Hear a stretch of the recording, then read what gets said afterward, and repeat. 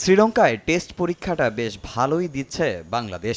দেশে বসে নেই সাদা বলের ক্রিকেটাররাও। শামীম, নাইম, হৃদয়রা এদিন বৃষ্টি মাথায় নিয়ে রওনা হয়েছেন চট্টগ্রামের উদ্দেশ্যে।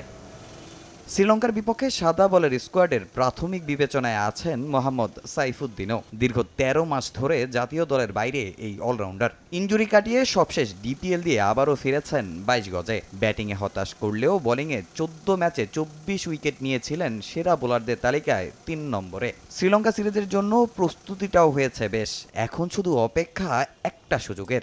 অপরচুনিটির অপেক্ষায় আছে। সদ্য ডিপিএলটা শেষ করেছি, এই গরমে রোজার মধ্যে ১৪টা ম্যাচ খেলেছি। ইনশাল্লাহ ফিট না হলে তো খেলা সম্ভব ছিল না। যদিও আমরা রানার আপ হয়েছি মোহামেডান, তো অবশ্যই আমার লক্ষ্য থাকবে ওডিআই এবং টি-20 ফরম্যাট দুইটাই নিজেকে উজাড় করে দেওয়ার। শ্রীলঙ্কার বিপক্ষে ওয়ানডে টি-20-র জন্য বেশ কয়েকদিন ধরেই অনুশীলন করছে দেশে থাকা সাদা বলের ক্রিকেটাররা। লঙ্কা সফরে যাওয়ার আগে চট্টলায় খেলবে দুটি প্রস্তুতি ম্যাচ, সেখানে পারফর্ম করতে মুখিয়ে তারা। আমাদের এখানে ফিটনেসের প্রতি বিশেষ গুরুত্ব দেওয়া হয়েছে, কারণ এরকম টাফেস্ট ক্যাম্প হয়তো এর আগে করিনি। একদিনেই fielding, running, gym, batting, bowling skill সব কিছুই একদম 8টা থেকে বিকেল 4টা পর্যন্ত প্রোগ্রাম থাকে। যেসব প্লেয়ারদের ল্যাকিংস ছিল ব্যাটিং বলেন বা বলিং বলেন, ল্যাকিংসগুলো নিয়ে আমরা কাজ করেছি। এখানে আসলে ম্যাচ খেলবে, ম্যাচের মধ্যে তারা খুব বেশি ডেভেলপ করার সুযোগ নেই স্কিলের, তো আমরা ম্যাচে দুইটা ফোকাস করতেছি। দুবাইয়ের পর পাকিস্তানেও টি-20 সিরিজে টাইগার পেসারদের পারফরমেন্স ছিল হতাশার। তবে তাসকিন মুস্তাফিজ ফেরায় শ্রীলঙ্কা সিরিজে আবারও আগের রূপে ফিরবে টাইগারদের পেস ইউনিট,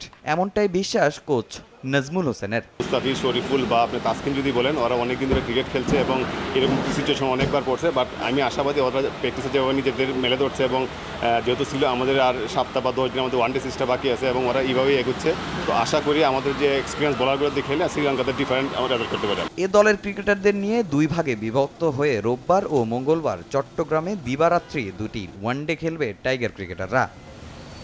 তামিম হোসেন, সময় সংবাদ, ঢাকা।